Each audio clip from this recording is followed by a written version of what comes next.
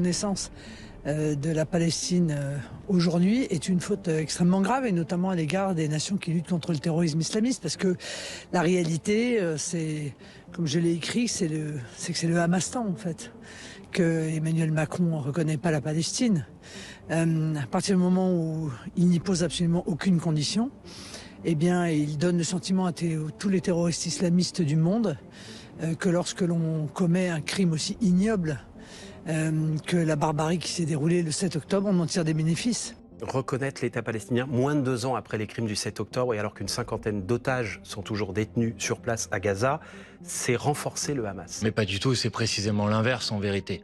Ce qui renforce le Hamas dont il faut quand même dire que pendant des années et des années, c'est le gouvernement de M. Netanyahou, et tout ça est largement documenté, qui a essayé de faire monter le Hamas pour affaiblir l'autorité palestinienne. C'est pas le gouvernement de Netanyahou qui allait prendre des otages. Évidemment, oui. Mais c'est le gouvernement de Netanyahou pendant des années et des années qui a joué du Hamas comme concurrence à l'autorité palestinienne pour précisément empêcher le peuple palestinien de pouvoir disposer d'un État. Et d'ailleurs, ces derniers mois, M. Netanyahou fait pareil en essayant de faire monter Daesh pour maintenant faire concurrence au Hamas. Donc Mme Le Pen fait partie des derniers soutiens en France au gouvernement d'extrême droite de monsieur Netanyahou. Quand on dit ça maintenant, la question qui nous est posée, parce que je vois bien dans le débat sur ce qui se passe à Gaza, comment ça se passe en France. C'est-à-dire que dès qu'on veut parler et dénoncer le génocide qui est en cours à Gaza, tout le monde cherche en permanence à essayer de parler d'autre chose. Alors là, depuis une semaine, on parle de savoir s'il faut mettre des drapeaux palestiniens sur les mairies ou pas. J'allais vous poser la question. Mais vous allez y venir. Ouais. Non, mais vous pouvez y venir.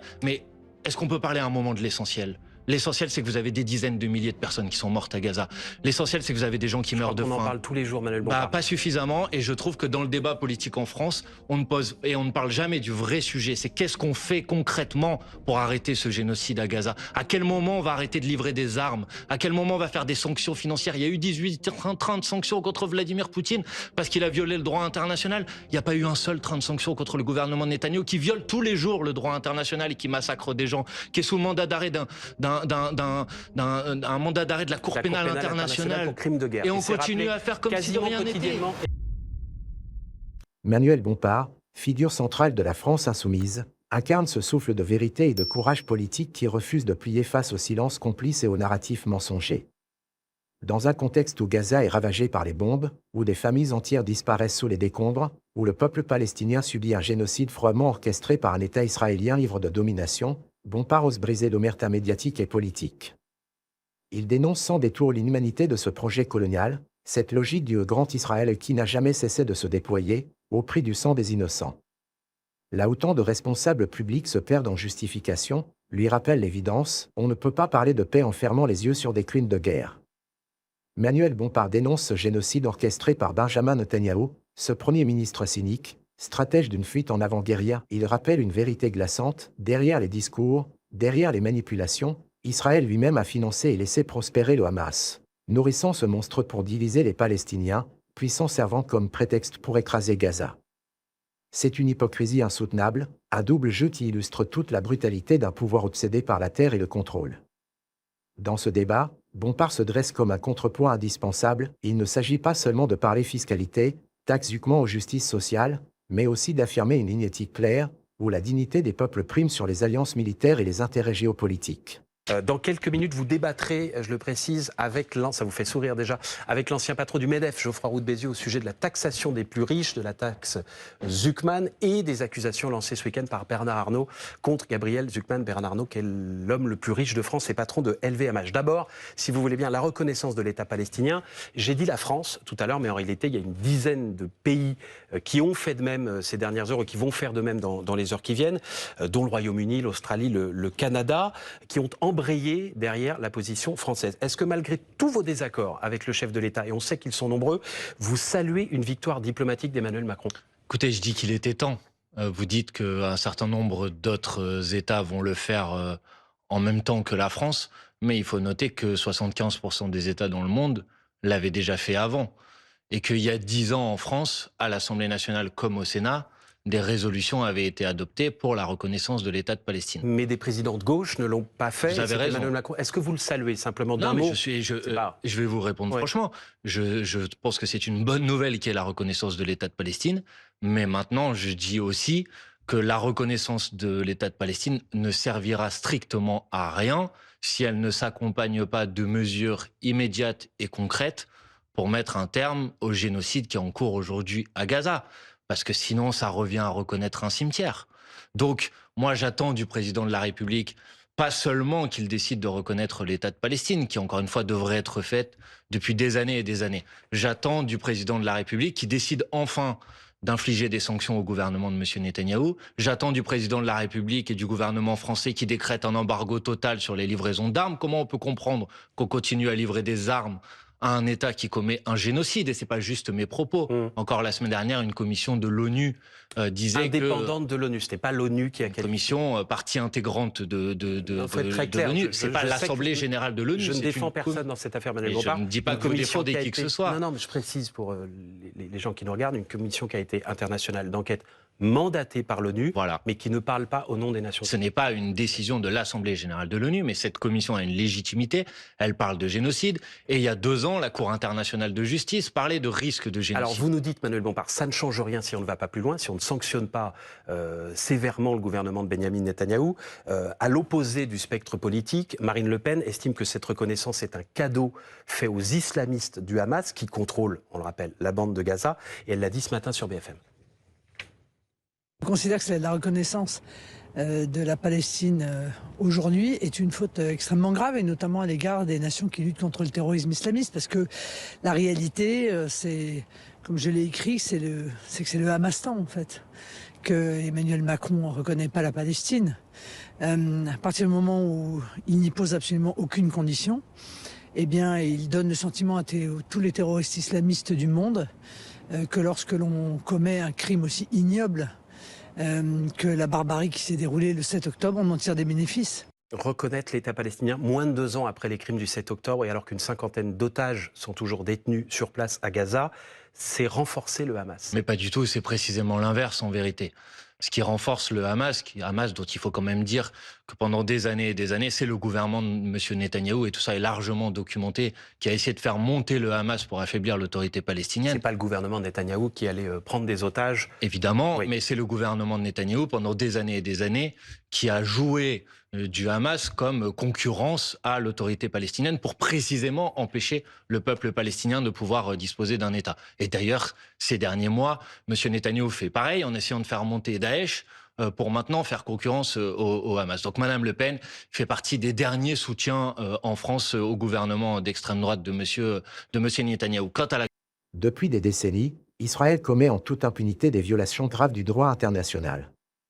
Les bombardements massifs sur Gaza, la destruction méthodique des infrastructures civiles, les blocus qui affament la population, les exécutions ciblées et les arrestations arbitraires, tout cela constitue une longue liste de crimes de guerre documentés par les ONG internationales, de Human Rights Watch à Amnesty International. Le droit à l'autodétermination des Palestiniens est piétiné jour après jour, les colonies illégales s'étendent en Cisjordanie au mépris des résolutions de l'ONU, et le régime d'apartheid dénoncé par de nombreux juristes se renforce dans l'indifférence générale. Ce qui rend ces crimes encore plus insupportables, c'est l'impunité qui les accompagne. Israël bénéficie d'un soutien inconditionnel de grandes puissances, en premier lieu des États-Unis, mais aussi de l'Union européenne, qui, malgré quelques communiqués de façade, continue à commercer, à coopérer, à fournir des armes ou de la technologie militaire. À chaque fois qu'une enquête est ouverte devant la Cour pénale internationale, à chaque fois qu'une commission d'enquête de l'ONU établit des faits accablants, les pressions diplomatiques se multiplient pour empêcher toute sanction concrète.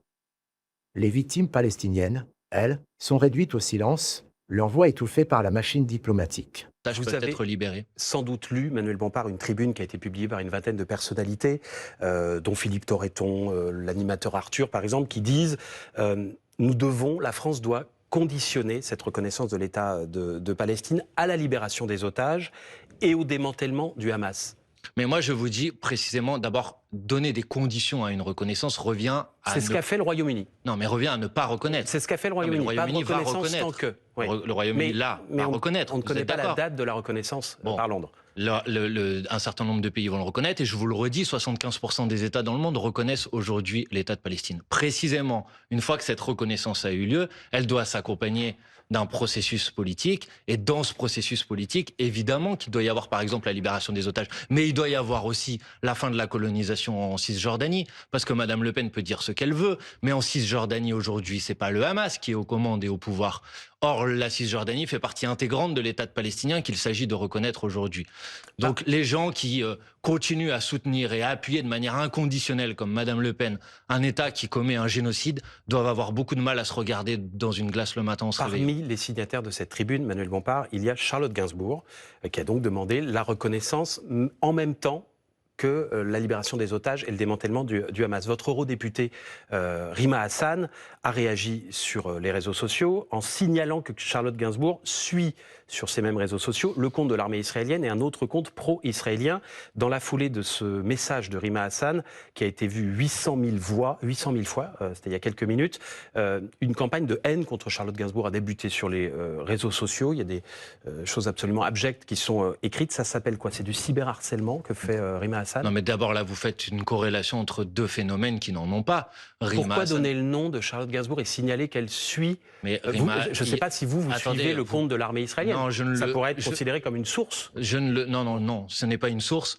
Et d'ailleurs, j'ai déjà eu l'occasion de dire sur vos plateaux que ce serait bien peut-être d'arrêter de leur donner la parole, y compris de les inviter. Suivre un compte de l'armée israélienne, ça mérite d'être signalé sur les réseaux sociaux. Non mais attendez, Charlotte Gainsbourg et les personnes qui ont signé cette tribune prennent une position politique.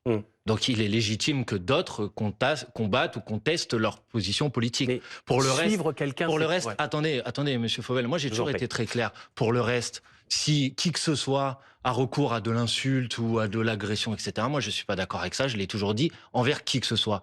Une fois qu'on a dit ça, maintenant, la question qui nous est posée, parce que je vois bien dans le débat sur ce qui se passe à Gaza, comment ça se passe en France. C'est-à-dire que dès qu'on veut parler et dénoncer le génocide qui est en cours à Gaza, tout le monde cherche en permanence à essayer de parler d'autre chose. Alors là, depuis une semaine, on parle de savoir s'il faut mettre des drapeaux palestiniens sur les mairies ou pas. J'allais vous poser la question.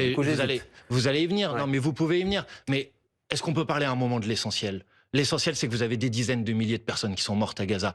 L'essentiel, c'est que vous avez des gens qui meurent de faim. On en parle tous les jours, Manuel Bompard. Pas suffisamment, et je trouve que dans le débat politique en France, on ne parle jamais du vrai sujet. C'est qu'est-ce qu'on fait concrètement pour arrêter ce génocide à Gaza? À quel moment on va arrêter de livrer des armes? À quel moment on va faire des sanctions financières? Il y a eu 30 sanctions contre Vladimir Poutine parce qu'il a violé le droit international. Il n'y a pas eu un seul train de sanctions contre le gouvernement de Netanyahou qui viole tous les jours le droit international et qui massacre des gens, qui est sous le mandat d'arrêt d'un mandat d'arrêt de la Cour pénale internationale pour crime de guerre. Et on continue à faire comme si de rien n'était. Quasiment également sur cette antenne. Mais très bien, mais si vous voulez, vous le rappelez peut-être, mais les autorités politiques de ce pays doivent agir, doivent faire quelque chose, pas seulement d'essayer en permanence de faire des polémiques subalternes sur des sujets qui ne sont pas les sujets centraux. Les sujets centraux, c'est ce qui se passe là-bas. Et comment on fait? Des drapeaux sur les mairies, des drapeaux palestiniens sur les mairies, comme l'a demandé Olivier Faure. C'est quoi? C'est gadget? Ça n'a aucun sens. Non, mais pourquoi pas? Si ça permet, moi, il y a les maires insoumis l'ont fait, je les soutiens, je les appuie, je salue tous ceux qui l'ont fait. Parce que je Même pense que si l'idée vient d'Olivier Faure, il vous a pas coupé l'herbe. J'ai bien compris qu'Olivier Faure essaye en quelque sorte de se racheter une image sur ce sujet, alors que le Parti socialiste a été en dessous de tout depuis le début, que Madame Delga, membre éminente du Parti socialiste, proposait d'interdire les manifestations de solidarité avec le peuple palestinien. Mais moi, je suis pas là pour polémiquer. Donc, les actes symboliques, ils sont importants. Ce que je dis là, et c'est vrai pour les mairies comme pour la reconnaissance de l'État de Palestine, c'est qu'on n'en est plus au moment où il faut de la symbolique. Il faut du concret pour arrêter ce génocide. Un dernier mot. Les représailles israéliennes possibles à cette reconnaissance. Vous dites ça ne changera rien. Le gouvernement Netanyahou n'est pas forcément de cet avis. Il dit il y aura des sanctions diplomatiques probablement, peut-être la fermeture de l'ambassade de France sur place. Des ministres d'extrême droite de Benyamin Netanyahou vont plus loin en disant il faut envisager d'annexer purement et simplement la Cisjordanie. Si cela arrive, si l'armée israélienne entre et prend le contrôle de l'ensemble de la Cisjordanie, quelle doit être la réaction de la France? Mais en fait, indépendamment de savoir s'ils vont le faire ou pas, mais ils le font déjà. Enfin, la colonisation en Cisjordanie, la violence en Cisjordanie, c'est une occupation ne s'est pas aujourd'hui. arrêtée. Je sais que les mots, mais ça serait un stade supplémentaire qui serait franchi, évidemment. Mais les mesures dont je vous ai parlé, les suspensions d'accords d'association économique, l'embargo sur les armes, les sanctions économiques, elles doivent être prises là, maintenant, immédiatement. L'accord économique entre l'Europe et Israël, il a déjà été remis en cause Non, la semaine dernière. il sera peut-être suspendu partiellement, mais c'est pas le sujet. Enfin, un génocide, ça vous suffit pas. Il faut en plus qu'il y ait l'occupation de la Cisjordanie pour qu'on commence à réagir. Non, on doit réagir tout de suite, là, tout de suite, maintenant.